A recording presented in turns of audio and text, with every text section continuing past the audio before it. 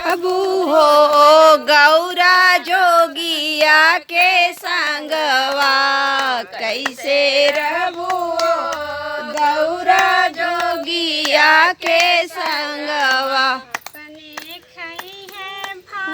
धतूरा तो है भी की आई है, अपने खाई है भांग धतूरा तो के खियाई है।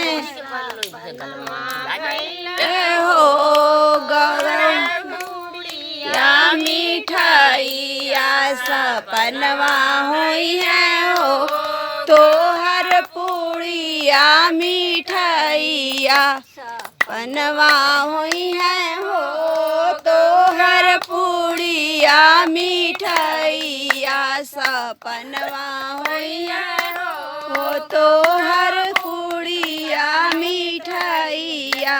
कैसे रहबू हो गौरा जोगिया के संगवा, कैसे रहबू हो गौरा जोगिया के संगवा।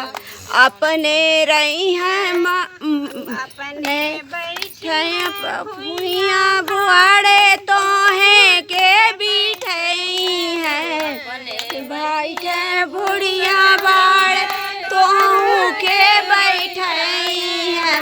सपनवा हुई है हो तो के महला दुमहला, सपनवा हुई है हो तो हर पलंगिया, सपनवा हुई है हो तो हर लाल की पांगलिया।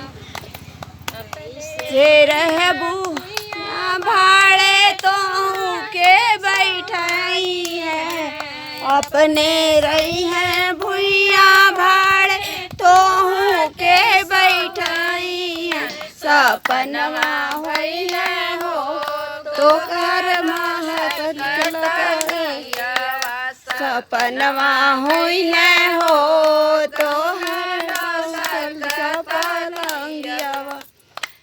कैसे रहबू हो गौरा जोगिया के संगवा, कैसे रहबू हो गौरा जोगिया के संगवा। अपने रही है पर्वत चिड़िया तो के बैठाई है, अपने रही है झोपड़ी में हो तो के बैठाई है। सपनवा हुई है हो गौरा महलाया टरिया, सपनवा हुई है हो तो हर महलाया टरिया। सपनवा हुई है हो तो हर महलाया टरिया। ओहो गौरा जोगिया के संगवा, कैसे रह गौरा जोगिया के संग।